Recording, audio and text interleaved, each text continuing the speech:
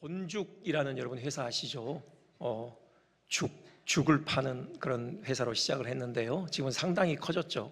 그러니까 외식업에 있어서 우리 한국을 대표할 만한 그런 회사로 성장을 했습니다. 그 설립자이고 그 대표인 최복이 권사님 이야기인데요. 그분이 처음부터 그렇게 성공한 것이 아니라 어려움이 물론 있었죠. 그 외식 산업을 시작하기 전에 남편이 아주 고급 수입 화장품 회사를 크게 운영을 하신 것 같더라고요. 근데 IMF 때문에 한순간에 그냥 부도가 난 것입니다. 한순간에 나락으로 떨어지게 됐어요. 그래서 이 권사님이 충격을 받고요. 신경쇠약 증세, 아주 심한 신경쇠약 증세를 겪고 병원 치료까지 하게 된, 병원에 입원해서 치료받는 어떤 그런 어려움도 겪었습니다. 그 어둠의 터널을 지나는 동안요, 이분이 고통 가운데 하나님께 살려달라고 기도해요. 몸부림하며 기도합니다. 그때 그 심령을 관통하는 하나님께로부터 온 메시지가 있었는데요, 그게 민수기 14장 28절이에요. 거기 보면은 너희 말이 내 귀에 들린 대로 내가 너희에게 행하리니 라는 말이 있죠. 그러니까는 이스라엘이 출애굽한 이후에 온갖 불평을 늘어놓으면서 가나안 땅에 들어가라는 하나님의 말씀에 순종하지 않잖아요. 그들을 향한 하나님의 경고의 말씀이죠. 그리고 또 이런 말씀이 또 있었습니다. 잠언 18장 21절, 죽고 사는 것이 혀의 권세에 달렸나니 혀를 쓰기 좋아하는 자는 그 열매를 먹으리라. 이 말씀들이 이 권사님에게 충격으로 다가온 것이에요. 말이 씨앗이 되어 땅에 떨어진다는 거죠. 기도뿐만이 아니라 평소에 우리가 하는 말이 다 씨앗이 되어서 땅에 떨어진다. 그리고 결국에는 그 말의 씨앗의 결실을 우리가 거두게 된다. 지금 이 사실을 지금 증거하고 있는 말씀들이잖아요. 자기 삶을 돌아봤다라는 겁니다. 특별히 언어 생활을요. 그런데 무슨 생명의 언어니, 축복의 언어니, 긍정의 언어, 감사의 언어, 믿음의 언어, 이런 언어는 하나도 없고요. 늘 불평, 불만, 비뚤어지고 구부러지고 이런 어떤 파괴적인 언어들만 지금까지 써왔던 자신의 모습을 발견한 것이죠. 자기가 지금 이 고통 가운데 있게 된 것, 그것은 자기가 지금까지 뿌려놓은 그 말의 씨앗의 결실을 거두는 것이구나 라는 그런 깨달음을 얻게 된 것입니다. 그리고 이대로 가다가는 정말 망하겠다, 그런 경각심에 몸서리 쳤다라는 겁니다. 그래서요, 그날부터 이 말의 습관을, 말을 바꾸기 시작했다고 해요. 복을 받으려면 먼저 믿음의 말, 감사의 말, 긍정의 말을 해야 한다는 것을 깨닫고요, 말을 이제 바꾸기 시작해요. 기도도 바꾸는 것입니다. 그 끝을 이렇게 끝내요. 이 고난이 내게 축복으로 바뀔 것을 믿고 감사드립니다. 화가 복이 될 것을 믿고 감사드립니다. 이렇게 기도해요. 근데 문제는 이게 생각만큼 쉽지 않더라는 거죠. 잘 안 돼요. 그 이유가 뭘까? 또 기도하던 차에 하나님께서 주신 깨달음의 말씀이 있었어요. 누가복음 6장 45절이요. 거기 보면 주님께서 마음에 가득한 것을 입으로 말한다 그러시거든요. 마음에 있는 것이 결국은 밖으로 나오게 돼 있다는 거죠. 내 안에 쓴물이 가득한데 어찌 내 입에서 단물이 나오겠는가? 그런 깨달음을 얻어요. 잠언 4장 23절 말씀도 있죠. 무릇 지킬 만한 것보다 더욱 네 마음을 지키라. 생명의 근원이 이에서 남이니라. 그렇구나. 먼저 마음의 문제구나. 말의 문제이기 전에 마음의 문제다. 이 마음을 새롭게 해야 된다. 그러면은 무엇으로 마음을 새롭게 할 수 있을까? 하나님의 말씀이죠. 결국은 진리인 하나님의 말씀으로 마음을 채워야겠다. 이런 깨달음을 가지고요, 그때부터 성경을 읽기 시작합니다. 마음에 와 닿는 말씀은 쓰고요, 암송하고 되뇌이고 묵상하는 거죠. 이런 시간들이 지나가면서 이제 그 마음이 조금씩 소생되는 것을 경험하게 돼요. 하나님의 말씀이 마음에 채워지니까요, 생각이 바뀌게 되고, 생각이 바뀌니 말이 바뀌고, 말이 바뀌니까 하나님께서 그때부터 이제 복을 부어 주시더라. 이런 간증입니다. 이 최복이 권사님의 이야기를 통해서 감사와 관련해서 우리가 확인할 수 있는 사실이 두 가지가 있습니다. 하나는요, 감사가 복의 씨앗이 된다는 사실이죠. 오늘 본문은요, 우리에게 너무나도 잘 알려진 말씀이죠. 범사에 감사하라. 말 그대로 모든 일에 감사하라. 우리에게 주어진, 우리가 마주하는 모든 일상의 일들에 대해서 감사로 반응하라. 명령형으로 되어 있습니다. 그런데요, 막상 우리가 경험을 통해서 확인하게 되는 것은 이게 쉽지 않더라는 거죠. 모든 일에 우리가 감사로 일관하는 태도를 견지하는 거, 이거 참 쉽지 않습니다. 그런데요, 우리 이거 생각해야 합니다. 하나님께서 우리에게 모든 일에 감사라고 명하신 것은요, 그냥 우리의 불평을 듣기 싫으셔서 하시는 말씀은 아니라는 겁니다. 우리 자신을 위한 거예요. 감사가 복의 씨앗이기 때문에 그런 거죠. 감사의 씨를 심어서 복의 열매를 풍성히 거두도록 하기 위해서 감사하라, 그렇게 명하셨다. 우리 이 사실 기억해야 할 것입니다. 그리고요, 최복희 권사님 이야기를 통해서 확인하게 되는 또 한 가지 사실은요, 범사에 감사하라는 이 명령을 순종하기 위해서는 먼저 우리의 마음의 변화가 선행되어야 한다는 사실이죠. 마음의 변화, 그건요, 관점의 변화이기도 해요. 그러니까 세상을 바라보는 관점이 바뀌는 거죠. 곧 우리에게 일어나는, 우리가 마주하는 일상의 모든 일들에 대한 시선이 바뀌는 겁니다. 세상의 관점이 아니라요, 하나님의 시선으로 우리의 일들을 해석해내는 그런 능력을 갖추는 것, 이것이 바로 마음의 변화이죠. 곧 마음을 하나님의 진리인 말씀으로 채우는 것이죠. 여러분, 그럴 때요, 우리는 감사하게 돼요. 왜요? 하나님의 시선으로, 하나님의 말씀으로 우리에게 일어나는 모든 일상의 일들을 해석해내면요, 우리는 거기서 감사의 이유를 찾게 되는 것입니다. 그러니까 하나님께서 그냥 무턱대고 범사에 감사하라, 그렇게 명하신 것이 아니라요, 감사할 만한 이유가 있기 때문에 감사라고 하신 것이에요. 즉, 범사가 다 감사거리임을 확신하게 되는 것입니다. 오늘은요, 이 부분에 좀 초점을 맞춰보겠습니다. 그러니까 우리의 모든 일상이 왜 감사거리가 되는지, 왜 우리가 모든 일에 감사할 수 있는지, 그 이유에 대해서 우리가 생각을 하는데요, 조금은 원론적일 수 있습니다. 구체적으로 우리가 가까이의 케이스를 다 들어갈 수 없으니까요, 원론적으로 한번 그 이유에 대해서 우리 한번 같이 생각을 해보겠습니다. 먼저요, 우리가 일상에서 마주하는 모든 일에 대해서 우리가 감사할 수 있는 이유는요, 그 마주하는 모든 일상이 하나님께로부터 온 것이라는 사실 때문이죠. 하나님의 주관 하에 일어나는 일이기 때문이다. 우리가 그 사실을 기억해야 할 것입니다. 우리에게 일어나는 그 어떤 일도요, 하나님의 주권을 벗어나는 일은 없습니다. 모든 것 안에서 하나님께서 역사하시는 거죠. 우리가 죽고 사는 것, 병에 걸리고 병에서 나음을 얻는 것, 이것도 역시 하나님의 주권 하에 있다. 신명기 32장 39절은 말씀하고 있죠. 그리고요, 또 사무엘상을 보면요, 빈부, 귀천도 하나님께로부터 비롯된다, 분명하게 증언하고 있습니다. 명백한 우리의 죄와 실수마저도 하나님의 간섭하에 있다. 우리는 성경의 증언을 들을 수 있어요. 예수님께서 베드로에게 하신 그 말씀 우리 기억하고 있잖아요. 네가 돌이킨 후에 네 형제를 굳게 하라, 그러시거든요. 돌이키다, 전제된 사건이 있죠. 베드로의 그 쓰디쓴 실패요, 예수님을 면전에서 부인한 그 죄가 염두된 말씀인 것이죠. 그러니까 예수님께서는 베드로가 3번 부인할 것을 알고 계셨던 것이죠. 하나님께서 우리로 하여금 죄를 짓도록 막 조장하시는 분은 아니지만 우리가 짓는 죄까지도 하나님의 간섭을 벗어날 수는 없다. 우리는 이 사실을 분명하게 확인하게 되는 것이죠. 심지어요, 우리의 머리털 하나 떨어지는 것까지도 하나님의 간섭하에 있습니다. 주님 말씀하셔요. 너희에게는 머리털까지 다 세신 바 되었나니.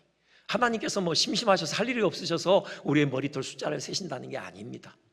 여러분, 우리의 머리털을 헤아리신다, 그건 머리카락이 떨어지는 것까지도 하나님의 주관 하에 있다는 말씀이고요, 그만큼 애정어린 관심을 가지고 우리를 돌보신다, 그 하나님의 사랑에 대한 말씀이겠죠. 이렇듯 우리의 모든 인생사, 모든 일은요, 다 하나님의 주관 하에 일어나는 일이에요. 자, 이게 왜 감사의 제목이 되는가? 이것 때문이죠. 그 하나님은요, 선하신 하나님이셔요.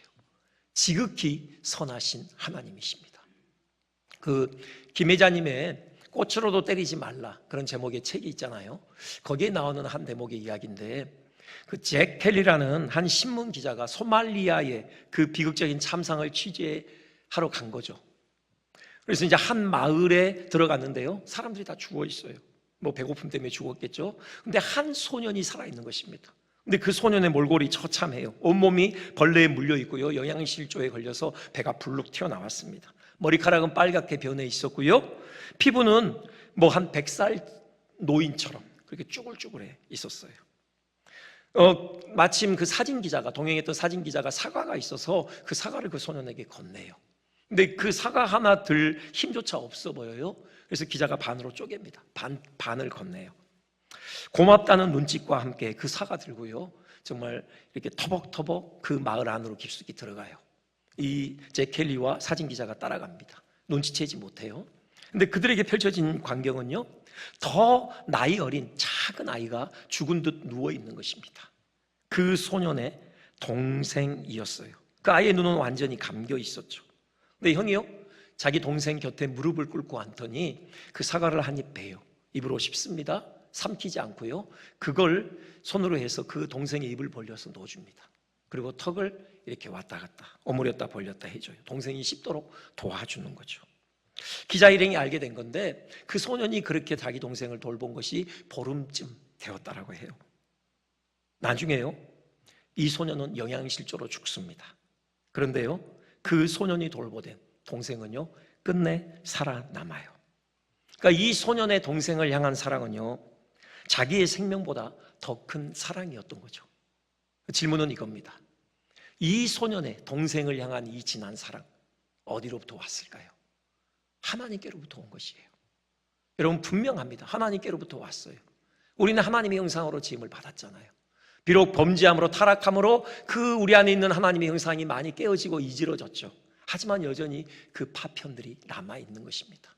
자기의 생명을 돌보지 않고 동생의 생명을 돌본 그 지극한 사랑의 원조가 하나님이라는 겁니다. 하나님은 이 사랑을 가지고 계셔요.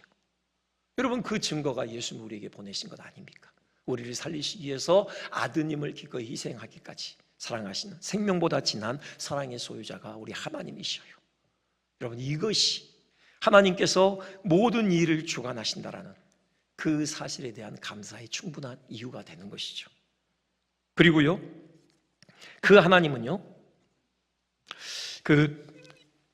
우리에게 이렇게 일을 일어나게 하실 때, 어떤 우리의 일상을 섭리하실 때, 하나님은 선하시기 때문에 결코 우리를 해코지하시지 않으시죠. 제가 어릴 때 기억을 반추했는데, 이 설교를 준비하다 어릴 때 기억한 장면이 떠오르더라고요.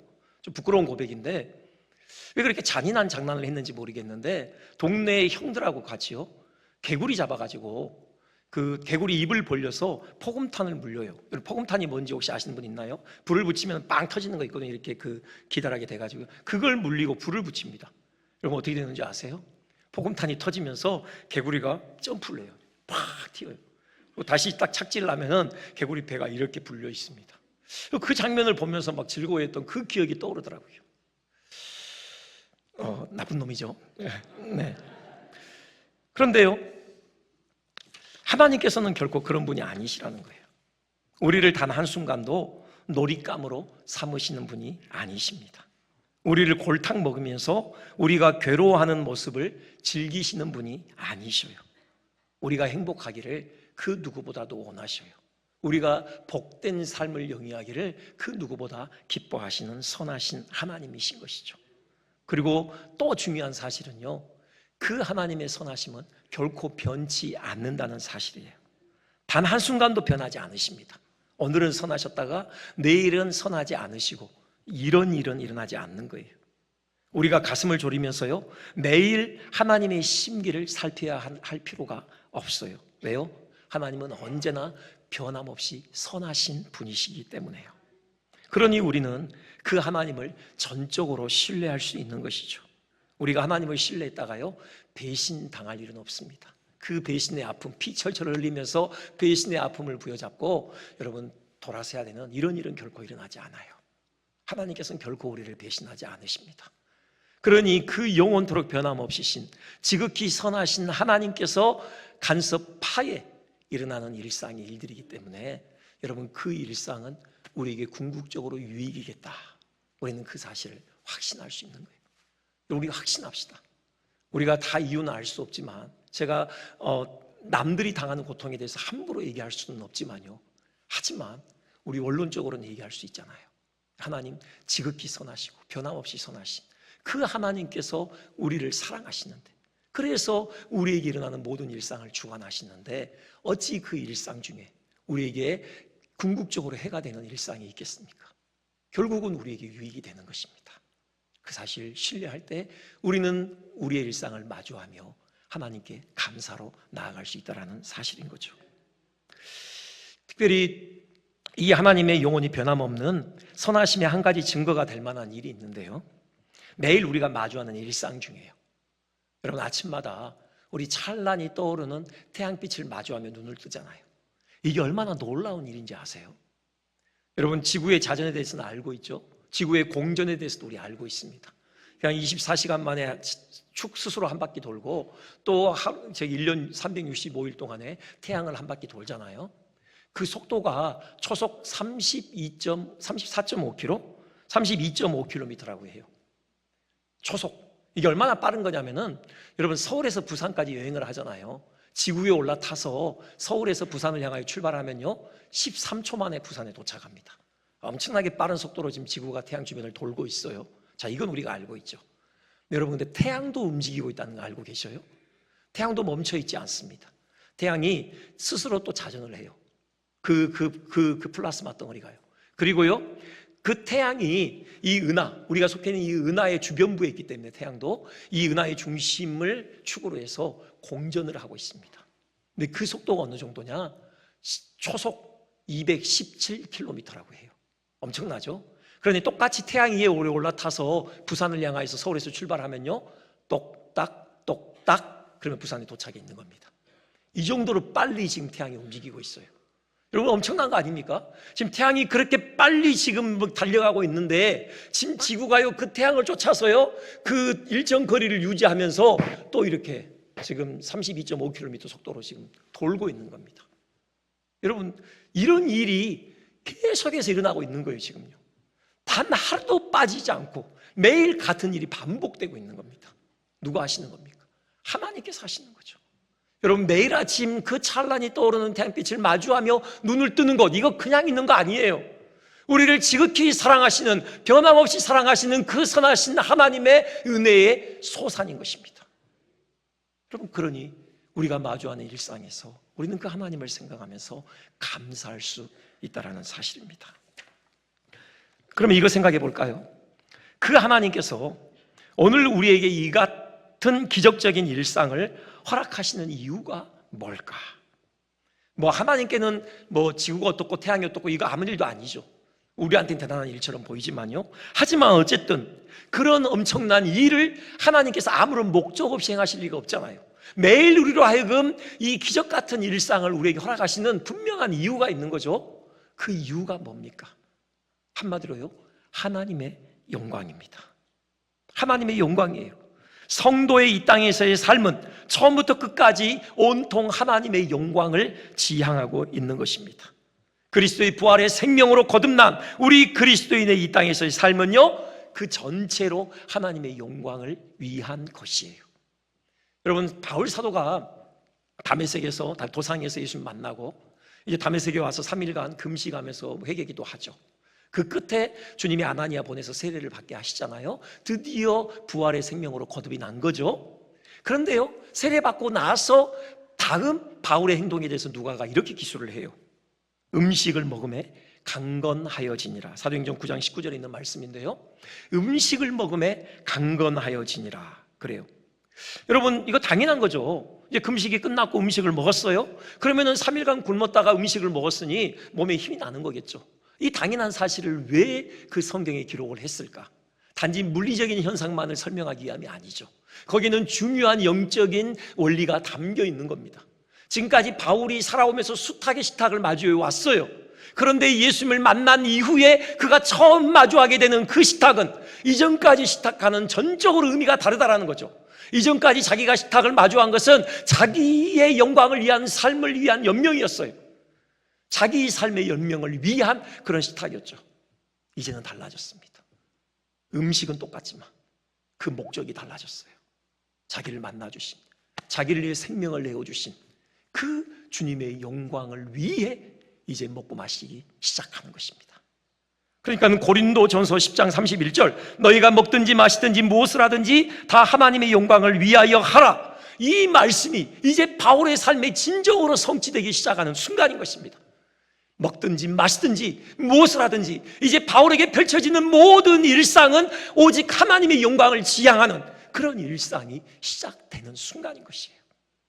여러분, 이것이 우리 그리스도인의 삶입니다. 우리가 부활의 생명으로 거듭난 그리스도인으로서 이 땅에서 마주하는 모든 일상은 무엇을 지향하느냐? 바로 하나님의 영광을 지향하는 것이에요. 이게 왜 우리에게 감사의 제목이 됩니까? 그것이 우리 인생의 목적이기 때문에 그래요.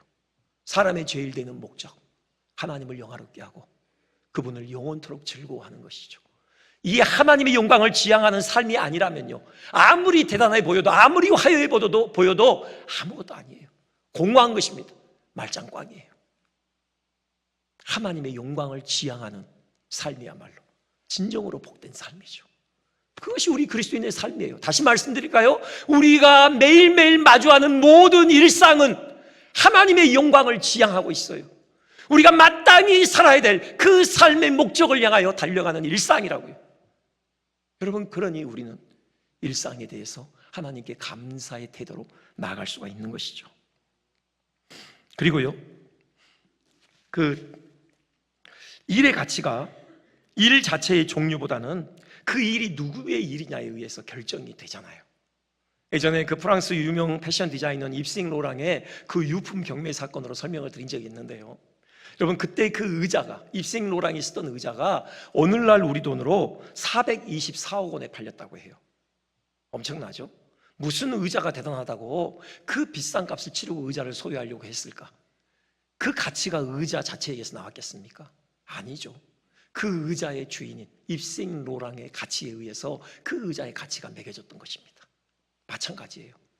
여러분, 우리가 마주하고 있는 우리 삶에 펼쳐지는 모든 일상은요, 하나님의 영광을 지향하고 있는 한 모든 일상은 다 소중하고 가치 있는 것입니다. 절대적인 가치를 가지고 있어요. 별로 대단해 보이지 않죠. 다른 사람의 일상과 우리 일상을 비교해 볼 때 뭐 내세울 것이 없어 보여요. 왜 이렇게 초라한가? 여러분, 그런 탄식이 나올 수도 있지만, 하지만 여러분, 시선을 바꿔보면, 하나님의 관점에서 보면요, 우리가 마주하는 모든 일상은 더없이 보배롭고 존귀하고 가치 있는 것들이에요. 특별히 주부님들, 주로 이제 가정에서 가사 일을 전담하고 계시는 우리 여성분들, 여러분, 매일 하는 일이 밥 짓고 설거지하고 빨래하고 청소하고 뭐 식구들 건사하고, 여러분, 이런 일을 하는데 또 그 일은 표가 안 나요. 그렇죠? 안 하면 표가 나는데 하면은 뭐 그냥 늘 그 상태죠. 그래서 주변의 다른 여성분들, 사회에 진출해서 마음껏 역량을 발휘하고 소위 커리우먼이라고 불리는 그분들, 뭔가 하루하루가 생산성 있는 어떤 삶으로 채워지는 것 같은데 가사일은 그렇게 보이지 않거든요. 나는 왜 이런가? 뭐 그런 탄식을 자아낼 수 있는데요, 여러분, 생각을 바꾸셔야 합니다. 주님의 일이에요. 여러분, 우리에게 펼쳐지는 모든 일상은 하나님의 영광을 지향하고 있다니까요. 주님의 일로서 더없이 절대적인 가치를 가지고 있는 일이에요. 가족을 봉사하는 거죠. 그건 가족에 대한 봉사뿐만이 아니라 주님께 대한 봉사예요. 여러분, 그 말씀을 골로새서 3장에서 우리가 확인할 수 있어요. 사도 바울이 골로새에 있는 그 노예 그리스도인들에게 하는 권면이에요. 그렇게 얘기하죠. 너희들이요, 종들이요, 주를 두려워하여 성실한 마음으로 하십시오. 여러분, 당시 노예는 사회적으로 가장 비천한 신분에 있는 자들이잖아요. 노예가 마주하는 일상, 노예에게 펼쳐지는 일상이 누가 뭐 대단하다고 생각을 하겠습니까? 아무도 거들떠 보지 않을 것이에요. 지극히 하찮은 것들로 여겨지는 그런 일상이죠. 근데 바울은 뭐라고 그래요? 그 일을 하는 데 있어서 주를 두려워하여 성실한 마음으로 하라고 해요.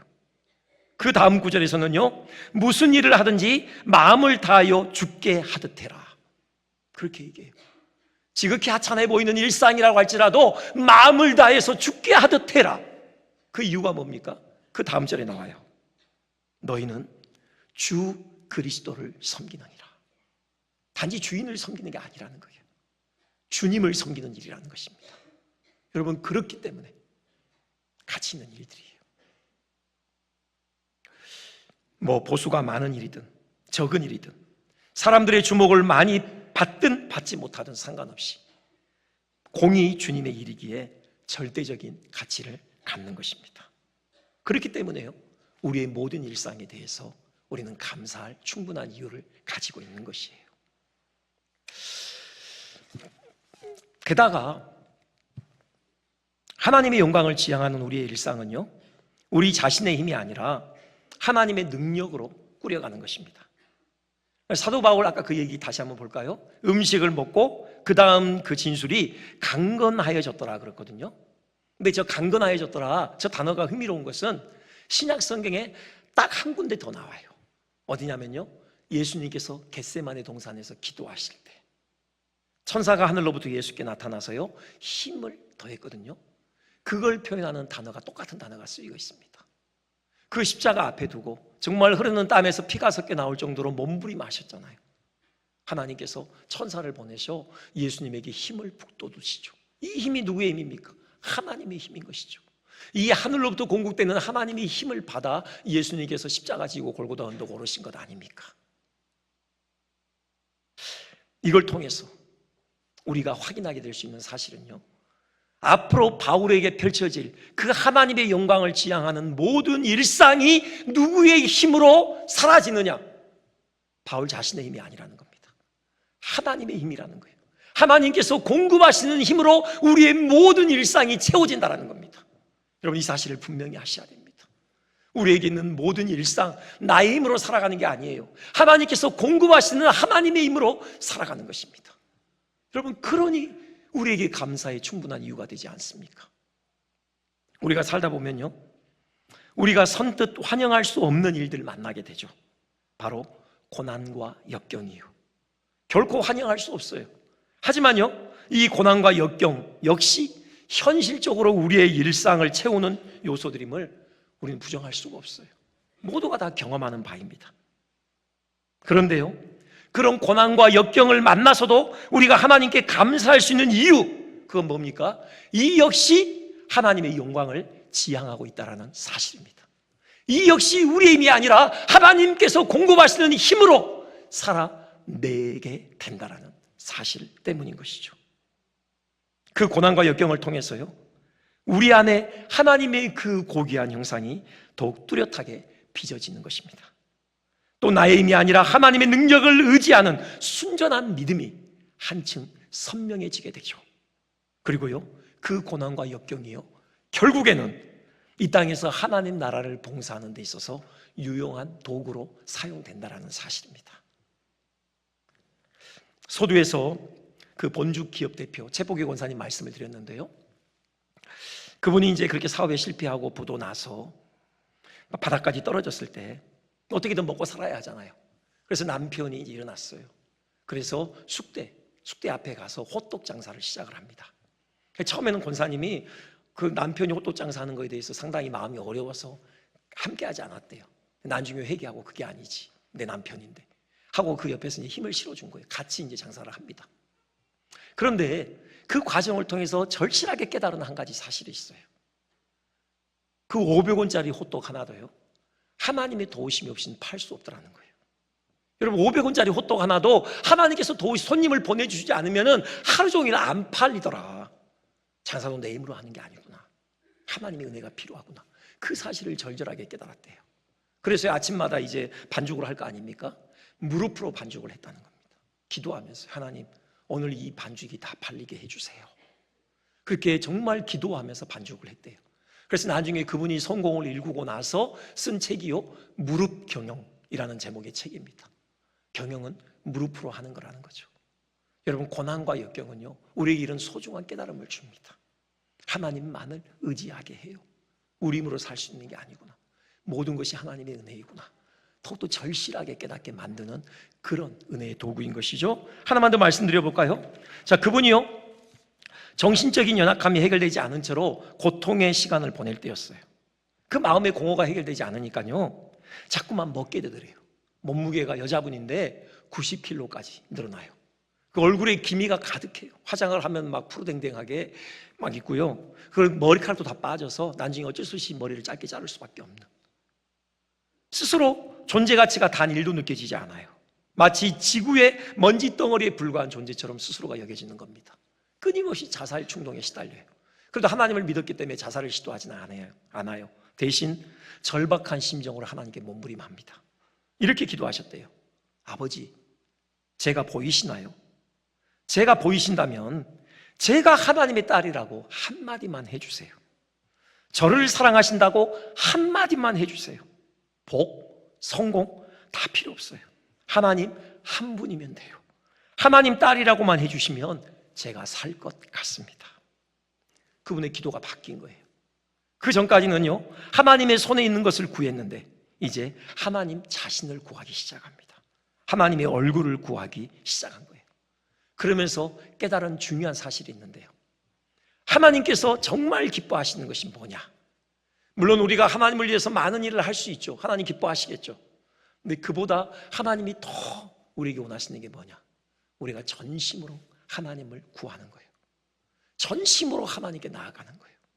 그 무엇보다도 하나님 자신을 구하는 것, 하나님의 얼굴을 구하는 것, 이걸 하나님께서 가장 기뻐하시더라. 그 사실을 깨닫고요, 그 고난과 역경의 순간이 그의 인생에 있어서 하나님과 가장 친밀한 교통을 나누었던 시간이다. 그렇게 수레를 하십니다. 여러분, 그렇습니다. 이게 바로 고난과 역경이 주는 유익이죠. 우리를 유익하게 만들고 결국은 하나님의 영광으로 귀결되게 되는 것입니다. 이 말씀만 드리고 말씀을 마치겠는데요, 스펄전 목사님께서 남기신 말입니다. 감사와 관련해서 하나님께서는 별빛을 보고 감사하는 사람에게는 달빛을 주신다. 달빛을 보고 감사하는 사람에게는 햇빛을 주신다. 햇빛을 보고 감사하는 사람에게는 해와 달이 필요 없는 영원한 빛을 주신다. 네, 뭐 아멘이죠. 말씀은 아니지만 여러분, 감사의 씨앗을 심고 가꿈으로 그 하나님의 영원한 빛을 늘 마주하는 복된 삶이 우리 모두의 삶이 되시기를 주님의 이름으로 축원드립니다.